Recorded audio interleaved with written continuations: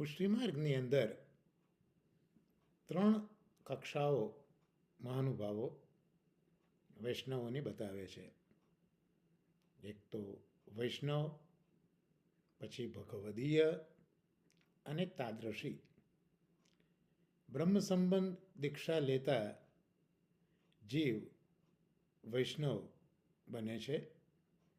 વૈષ્ણવ થયા પછી એનું કર્તવ્ય ગુરુ આજ્ઞા પ્રમાણે ઠાકોરજીની સેવા કરવાનું છે. ત્યારે એ વૈષ્ણવ સેવક તરીકે ઓળખાય અને એ ગુરુ આજ્ઞા પ્રમાણે સેવા કરતાં કરતાં સેવાના માધ્યમથી એનામાં ધીરે ધીરે અલૌકિક સામર્થ્ય આવતું જાય છે.